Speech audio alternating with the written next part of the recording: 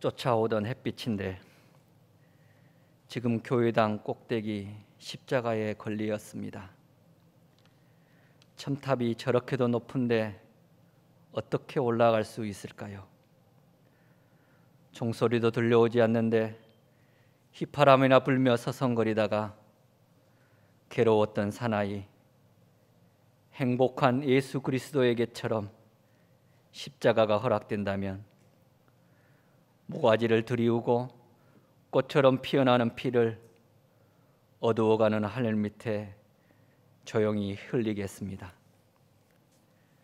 사랑과 은혜가 충만하신 하나님 아버지, 모진 풍파와 추위를 견디고 얼었던 땅을 뚫고 나오는 새싹과 예쁜 꽃들을 통해 주님의 살아계심과 창조의 위대함을 보게 하시니 감사합니다. 지난 2년이 넘는 세월 동안 눈에 보이지도 않는 작은 바이러스 앞에 우리가 얼마나 무력한지, 사람이 얼마나 나약한 존재인지 깨닫게 하시니 참으로 감사합니다.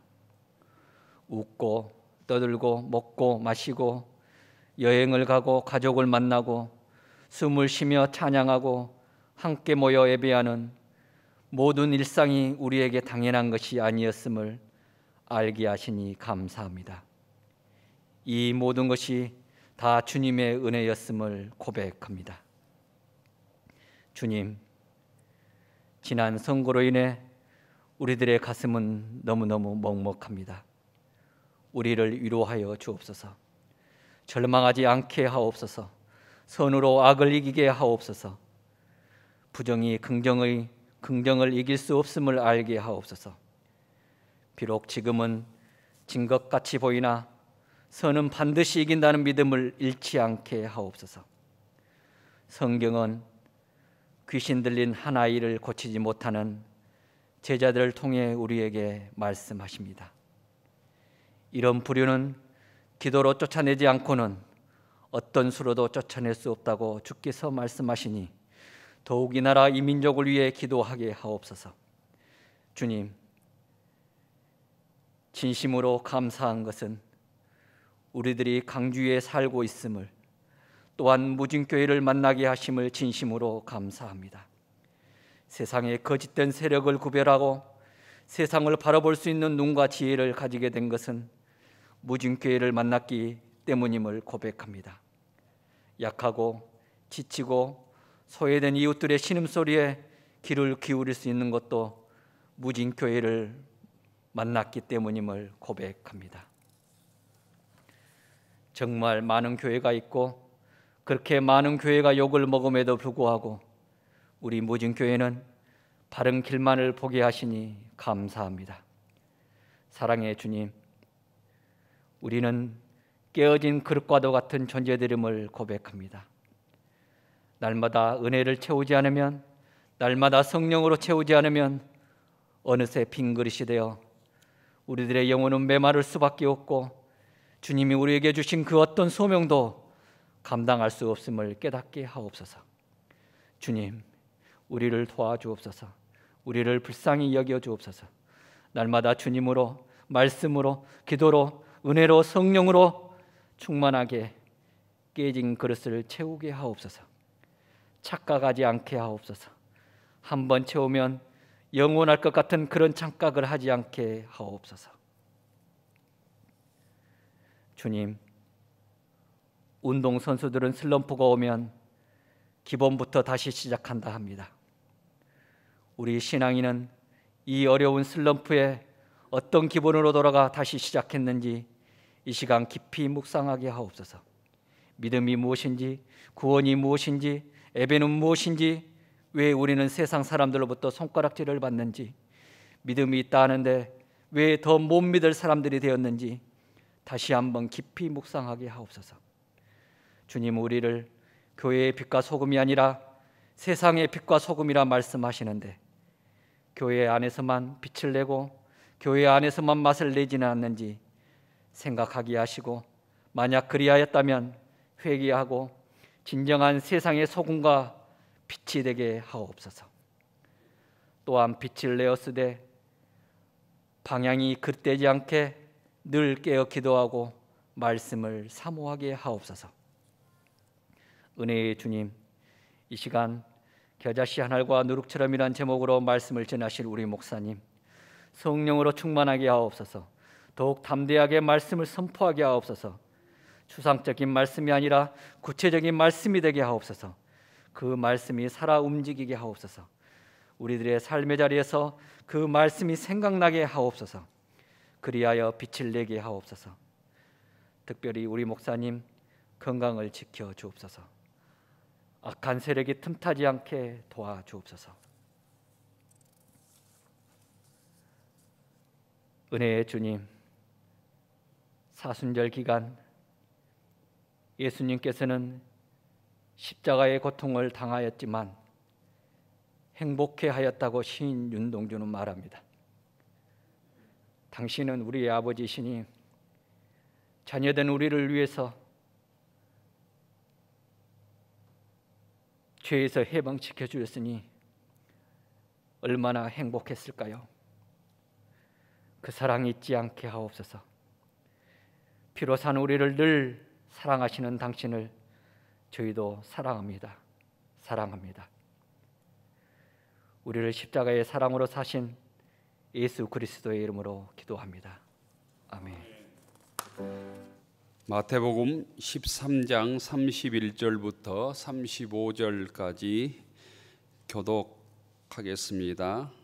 또 비유를 들어 이르시되 천국은 마치 사람이 자기 밭에 갖다 심은 겨자씨 한 알 같으니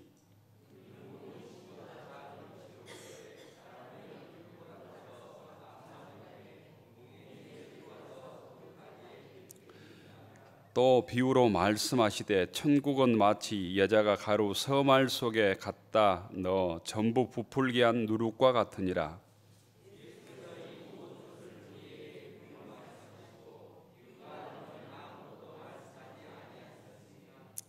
이는 선지자를 통하여 말씀하신 바 내가 입을 열어 비유로 말하고 장세부터 감추인 것들을 드러내리라 함을 이루려 함이니라.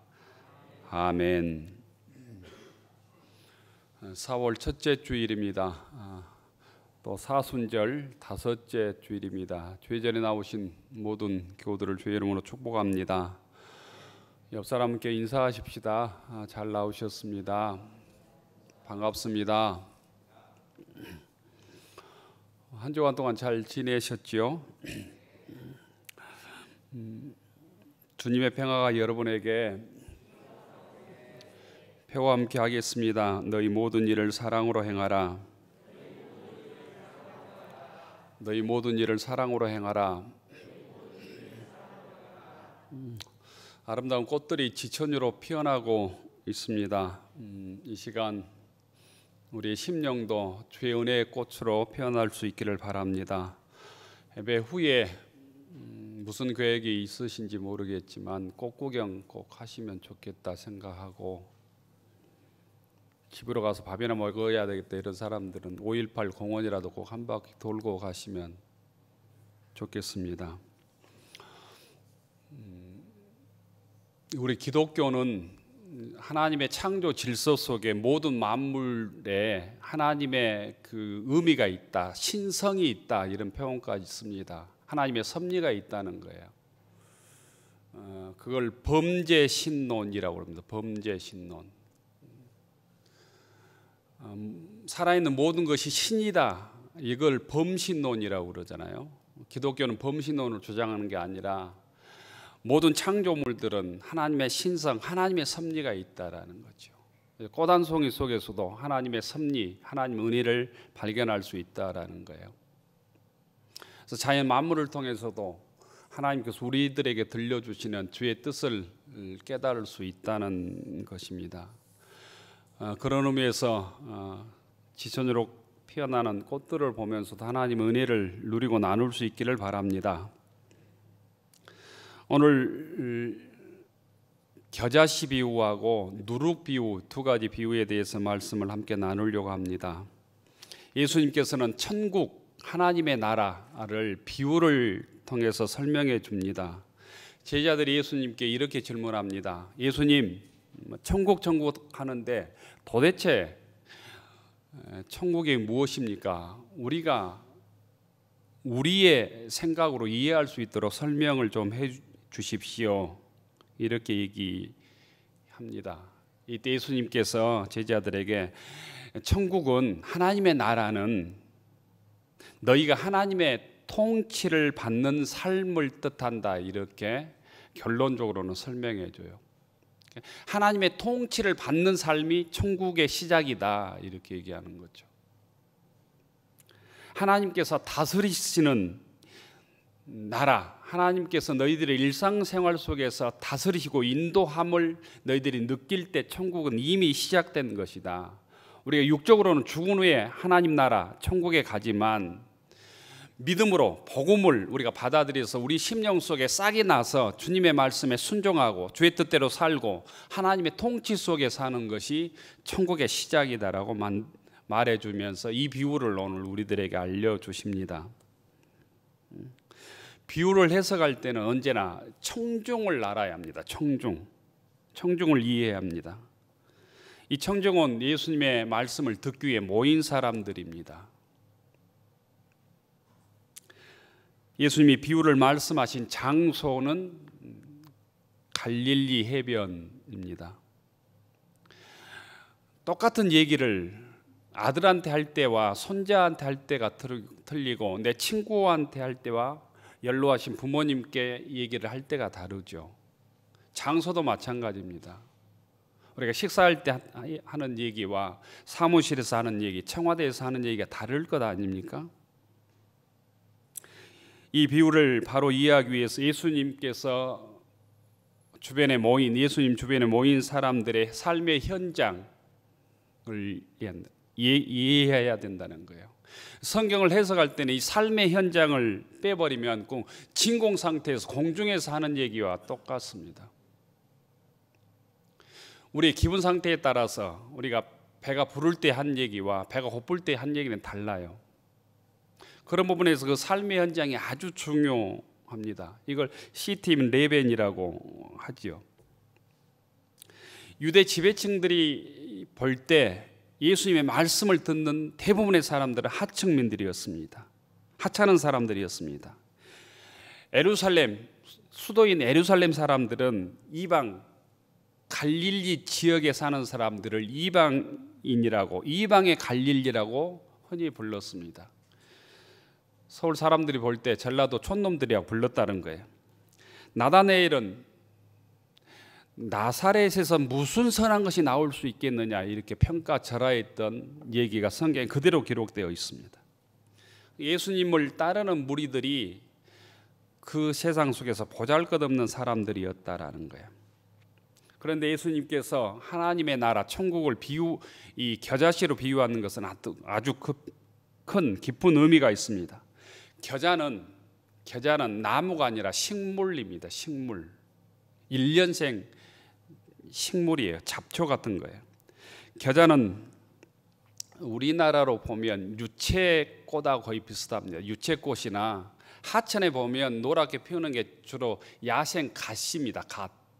야생 갓하고 아주 많이 비슷하다고 생각하시면 될 것 같아요. 여러분들이 시간이 나시면 겨자 풀을 안 봤으면 인터넷 들어가서 겨자 풀을 한번 쳐보면 그냥 볼 수 있습니다. 히브리 의과대학에서 양리학을 연구한 유모세라고 하는 사람이 있습니다. 열린다 성경, 열린다 성경 식물 이야기, 열린다 성경 동물 이야기, 열린다 성경 성경 시리즈를 책을 많이 쓴 분인데, 그분이 히브리 대학에서 양리학을 연구했는데 겨자에 대해서 이렇게 설명을 그분은 하고 있어요. 겨자는 자라면 3m까지 자란다. 빠르게 자라면서 주변 식물들을 자라는 것을 방해한다는 거예요. 방해하는, 이스라엘에서는 이 겨자는 유해 식물이라는 거예요. 자라는 것을 뽑아야 다른 식물들이 자랄 수 있는 거죠. 실제로 1세기 유대인들의 율법에 의하면 정원에 겨자를 심는 것을 법으로 금했답니다. 정원에 겨자 심지 않는다는 거예요. 곧 잡풀에 불과하다는 거예요. 우리로 얘기하면 잡초에 불과하다는 거예요. 그래서 갈릴리 사람들은 정말 유대인들이 봤을 때는 그 시대 예루살렘의 권력자들이 봤을 때는 갈릴리 사람들은 잡초 같은 사람들이었다라는 거죠. 예수님과 제자들 초대교회는 자신들의 모습이 겨자씨 같다라고 느꼈다라는 거예요. 이 겨자씨 비유의 강조점은 3m까지 자라는 외형적인 성장에만 목적이 맞춰져 있지 않습니다. 예수님은 하나님의 나라를 보잘것없는 잡초인 이 겨자씨에 비유하는 의미가 다른 데 있다라는 거예요. 비유의 요점은 겨자씨가 거대한 크기로 크는 것처럼 큰 것이 아니라 지극히 평범한 이 평범함만 있다는 거예요. 겨자씨는 너무나 작아서 자신의 힘으로 겨자씨가 어떤 것을 할 수 있는 게 아니지요. 겨자씨는 작아서 숫자 세기도 힘듭니다. 그냥 땅에 떨어져 굴러다니면 겨자씨는 참새의 먹잇감 정도밖에 되지 않습니다. 이 비유는 세상에서 박해받고 멸시받고 힘들게 사는 기독교인들에게 위로가 되는 말씀인데, 보잘것없고 굴러다니면 참새의 먹잇감밖에 되지 않는 겨자씨지만 겨자씨가 땅에 심겨질 때 상황은 달라진다는 거예요. 겨자는 무섭게 자라서 아무리 뽑아도 뽑을 수 없는 만큼 퍼지고 성장한다라는 거예요. 잡초의 특성을 아주 잘 보여준다는 거예요. 신동호 시인의 이 풀이라고 하는 시가 있잖아요. 갈릴리 사람들을 곧 예수님께서는 겨자씨, 잡초로 비유했다라는 거예요. 갈릴리 사람들은 겨자의 무서운 성장 속도로 겨자가 자라는지를 잘 알고 있는 거죠. 잡초 같은 풀에 불과하지만 3m까지 자라고 거기서 새들이 앉을 만큼 성장한다라는 거예요. 3m까지 자라면 이제 사람들은 그 겨자를 풀이라고 잡초라고 얘기하지 않고 나무라고까지 한다라는 거예요. 자라고 숲이 우거지면 새들이 찾아온다는 거예요. 새들이 쉼을 얻는다는 거예요. 새들이 그 속에서 노래하기 시작한다는 거죠.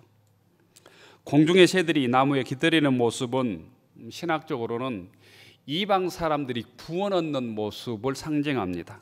이방인들이 이 겨자씨 같은 예수님을 통해서 거듭난 사람들을 통해서 복음이 전해서 구원을 얻는다라는 뜻을 함의하고 있다는 거예요. 그래서 겨자씨 비유에서 강조하는 것은 급속한 성장에 초점을 맞출 것이 아니라 하나님께서 겨자씨 같은 약한 인간이지만 보잘것없는 잡초 같은 인간이지만 하나님께서 보호하시고 이루하는 데 목적이 맞춰져 있습니다. 일반적으로 아주 뛰어난 사람을 나무로 비유할 때 성경에서는 백향목, 레바논 백향목이라고 비교했습니다. 하나님의 통치는 높이 솟은 아름다운 백향목의 거대한 나무가 아니라 소박한 겨자씨 풀처럼 작단, 미미한 데서부터 시작된다는 거예요. 비록 시작은 미미하고 가치 없고 세상에서 멸시와 천대를 받지만 말씀의 씨앗이 심겨질 때 놀라운 역사가 일어난다는 거예요. 유대인들은 이방인들을 무시할 때 이런 표현을 아주 자주 썼습니다. 그런 서적들을 이런 표현을 쓴 책들이 많아요. 이방인들은 지옥의 불쏘시개로 하나님께서 사용하신다, 이런 표현들이 많아요. 지옥의 불쏘시개로 여겨졌던 민족들도 겨자나무 안에서 안식을 누리게 될 것이다 라는 말씀이 이 겨자의 비유 속에 내포되어 있는 함이다라는 거죠. 복음은 싸워서 정복하는 것이 아니라 겨자씨처럼 보잘것없지만 복음을 통하여 땅에 심겨질 때 새들이 깃들 만큼 자란다라는 거예요. 힘들고 어려운 사람들이 복음 안에서 생명을 얻고 거듭날 때 자라서 이방 사람들까지 구원할 능력을 세상 속에 드러낸다라는 거예요. 중요한 것은 겨자씨가 얼마나 크냐가 중요한 게 아니고 땅에 심겨지느냐 아느냐가 중요하다. 심겨지지 않으면 가장 미미하고 참새의 먹잇감에 불과하지만 겨자씨만한 씨앗이라 할지라도 땅에 심겨질 때 생명력을 발한다라는 거예요. 자란다라는 거예요. 세상 사람들이 뽑을 수 없을 만큼 곧 번성하고 3m까지 자라고 새들이 깃들인다라는 거죠. 구체적으로 복음이라는 생명의 땅에 내 삶이 심겨질 때 곧 뿌리 내린다라는 거죠. 우리가 연약하고 보잘것없어도 예수님의 복음의 땅에 우리의 믿음이 심겨질 때 우리 인생은 달라진다라는 것. 우리는 영향력 있는 선한 영향력을 드러내는 사람이 된다라는, 이방까지도 가정까지도 예수 믿지 않는 사람까지도 구원하는 구원의 능력을 드러내게 된다라는 거죠. 세상에 어떤 사람도 뽑을 수 없게 된다라는 거예요. 우리 스스로 물어보아야 합니다. 여러분은 그렇다면 여러분의 삶 속에서 나와 함께 하시고 나를 구원하신 그 믿음의 결과가 어떻게 지금 열매 맺고 있는가? 여러분들은 여러분의 믿음의 씨앗들이 진짜로 주의 복음의 생명의 땅에 심겨지고 있는가라는 거예요. 심겨져서 싹이 나고 있는가? 자라고 있는가? 새들이 깃들 만큼 열매를 맺고 있는가? 질문해야 된다는 것입니다. 모진교회 교우들은 예수님의 생명의 땅에 내 믿음의 씨앗들이 지금 뿌려져 있습니까? 심겨져 있습니까? 싹이 나고 있습니까? 여러분의 인생에서 주변에 새들이 날아와서 깃들이고 있습니까? 쉼을 얻고 있습니까? 내가 예수를 잘 믿는데 여러분들이 나 때문에, 여러분 때문에 스트레스를 받고 상처를 받는다면 복음의 땅에 내가 심겨지지 않는 거죠. 우리의 삶을 통해서, 믿음의 삶을 통해서 가족들이 위로를 얻고 나와 교제하는 사람들이 위로를 얻고 상처를 치유받는 믿음의 삶을 살아가는 것이 곧 겨자씨처럼 자라고 열매 맺는 것이다라는 거죠. 우리 모두는 언젠가는 주님 앞에 서게 될 것입니다. 지금 인생의 나무에는 여러분에게 어떤 열매가 맺혀지고 있습니까? 그 인생의 나무는 얼마나 울창한 안식의 그늘을 만들어내고 있습니까? 내가 새라면 저 나무를 향해서 날아가서 쉴 만큼 울창한 숲을 이루고 있는지 돌아보아야 합니다. 아무리 겨자씨라고 할지라도 땅에 심겨질 때, 복음의 땅에 심겨질 때, 예수 생명의 땅에 심겨질 때 세상이 뽑아낼 수 없을 만큼 번성하고 자라고 새들이 깃들어서 위로와 안식과 노래를 하는 것입니다. 우리의 삶이 이런 겨자씨처럼 쓰임 받기를 바랍니다. 많은 사람들이 하찮은 겨자씨라고 하는 것에 절망해서 세상에 그냥 굴러다니는 인생이 됩니다. 내가 백양목 씨앗이 아니라고 하는 사실을 낙심하고 절망합니다. 그러나 주님께서는 하나님의 나라를 백양목 씨앗이 아니라 겨자씨앗으로 비유하며, 그러나 겨자씨들이 땅에 심겨질 때 하나님 나라를 이룰 것이라고, 그들이 하나님의 주인공이 될 것이라고 우리들에게 말씀하십니다. 우리들이 겨자씨처럼 약하고 스스로 보잘것없지만 복음의 땅에 심겨져서 왕성하게 자라고 믿음의 열매를 맺어가는 권속들 되기를 축원합니다. 두 번째, 누룩의 비유입니다. 성경에서 누룩은 좋은 의미와 나쁜 의미로 상반되게 사용됩니다. 마가복음 8장에 보면 예수님께서 바리새인과 헤롯 왕을 이렇게 얘기합니다. 바리새인의 누룩과 헤롯의 누룩을 주의해라, 이렇게 하는 말씀이 마가복음 8장 15절에 나옵니다. 이것은 그때 쓰는 누룩은 나쁘다는 의미입니다. 바리새인의 누룩은 외식주의, 형식주의를 너희들이 경계해야 된다라는 거예요. 겉으로만 예수 믿어서는 안 된다라고 누룩을 경계의 말씀으로 사용하고 있습니다. 오늘 밀가루, 서말, 서말 속에 넣은 누룩은 예수님께서 아주 긍정적인 좋은 의미로 누룩을 사용합니다. 오늘 누룩의 비유를 한국의 목회자들은 주로 다음과 같이 해석을 했습니다. 누룩이 밀가루 속에 들어가서 밀가루를 부풀려 양적 팽창을 시키는 양적 팽창의 원인이 누룩이라고 보통 해석을 했습니다. 그런데 누룩의 비유의 본뜻은 그것을 훨씬 넘어섭니다. 33절에 보면 이렇게 되어 있습니다. 또 비유로 말씀하시되 천국은 마치 여자가 가루 서말 속에 갖다 넣어 전부 부풀게 한 누룩과 같으니라. 누룩은 술을 빚는 데 쓰는 발효제입니다. 발효제. 어렸을 때 그 막걸리를 빚는 데 누룩 이렇게 쓰는 것을 보았습니다. 이것을 밀가루에 넣어서 물에 섞어서 반죽을 내서 적당한 시간이 지나면 반죽은 몇 배로 부풀어 오르지요. 그래서니 하나님의 나라는 작게 소리 없이 반죽처럼 세상에 들어가서 시간이 지나면 부풀게 된다. 작은 씨앗이지만 크게 된다.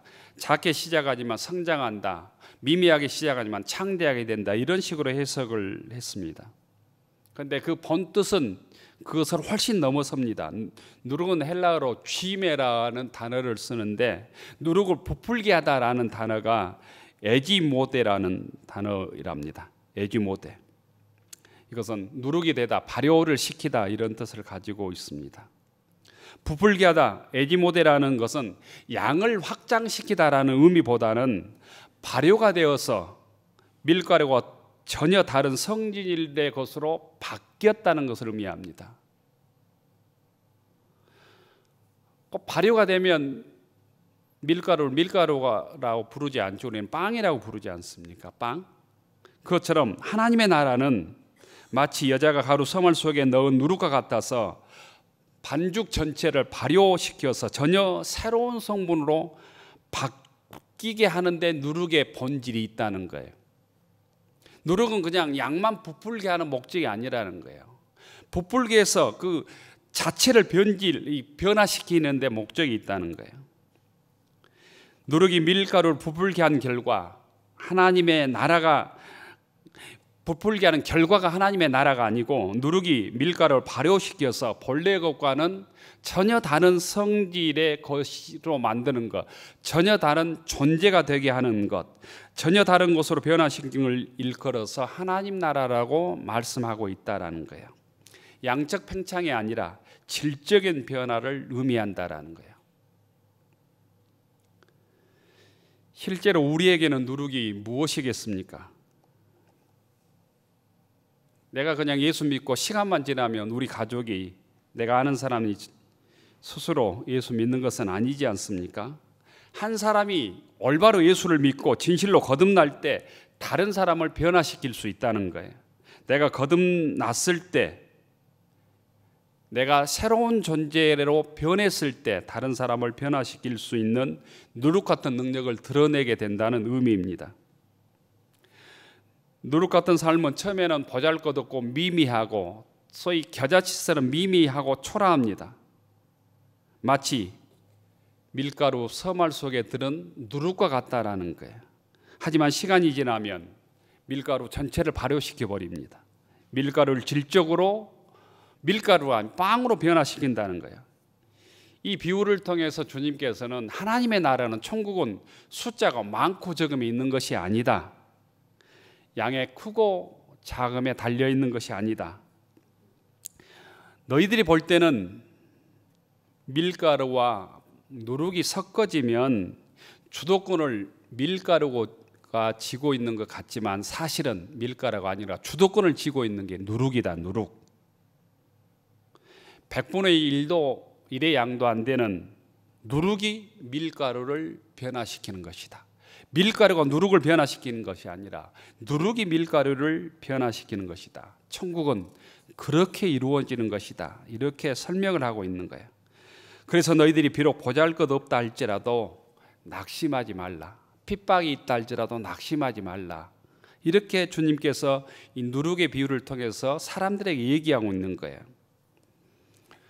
그러면 우리는 이렇게 질문해야 됩니다. 누룩의 어떤 능력이, 어떤 성분이 그렇게 강력한 힘을 발휘해서 밀가루를 변화시키는 것입니까?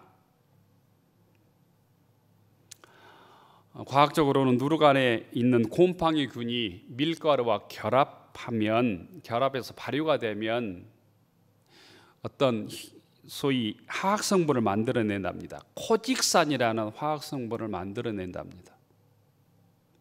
누룩이 밀가루와 결합되면 코직산은 자신보다 100배나 넘는 밀가루 반죽에 세포를 헤집고 들어가서 세포 하나하나를 분해시켜서 다른 성분으로 만들어 버린답니다. 나중에는 그래서 전혀 새로운 물질이 나오게 되는 것이죠.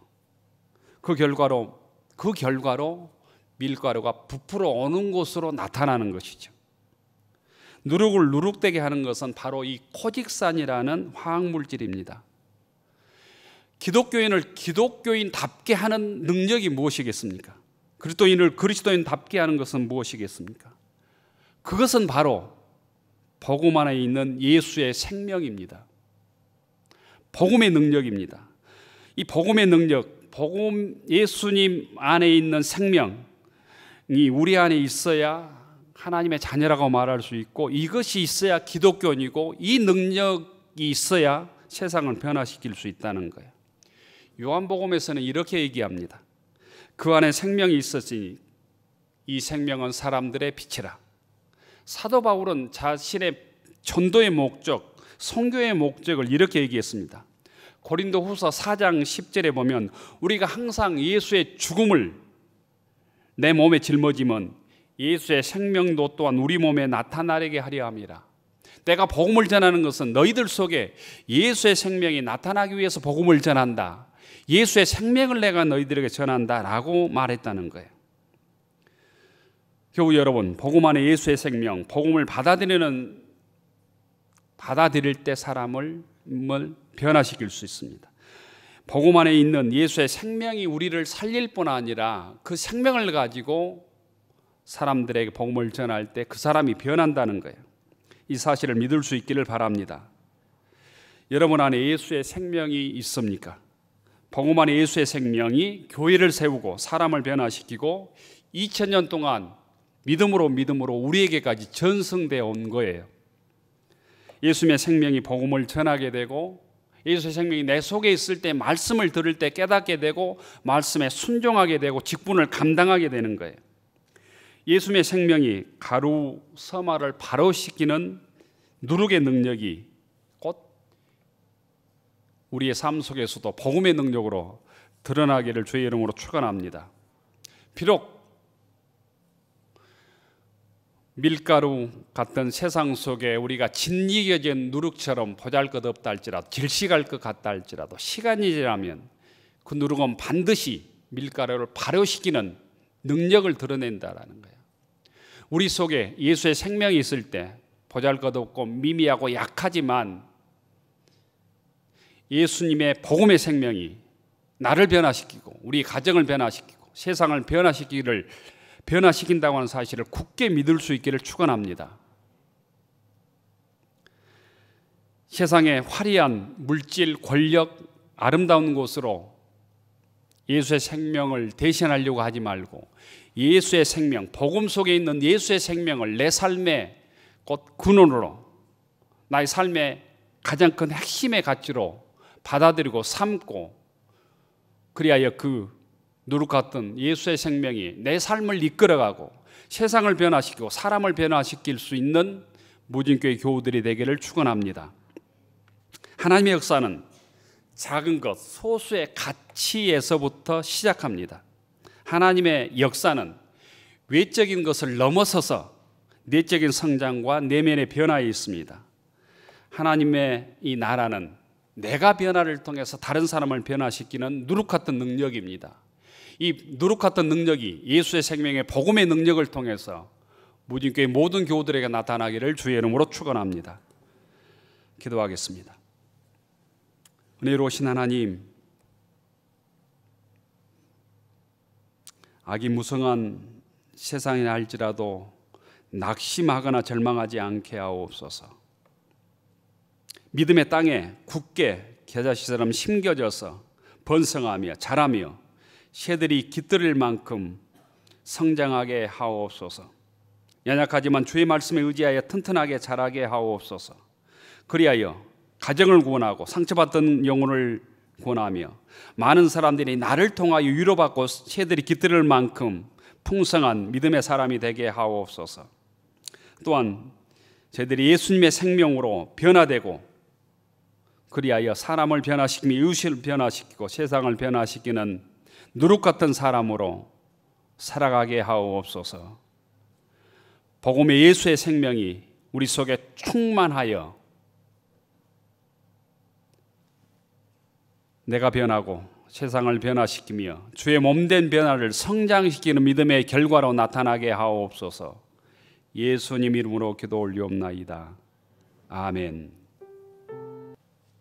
하늘 우러러 축원하옵나니 이제는 성부 성자 성령 삼일체 하나님의 놀라우신 은혜와 넘치는 사랑과 우리 함께 하시며 교제하시는 거룩한 은총이 겨자씨처럼 자라 숲을 이루고 누룩처럼 예수의 생명으로 변화되어 사람을 변화시키며 하나님의 나라를 확장시켜 가기로 다짐하는 교우들 머리 위에 우리의 가정과 일터 위에 우리의 자녀들 위해 이제로부터 영원까지 함께하여 주시기를 간절히 축원하옵나이다. 아멘.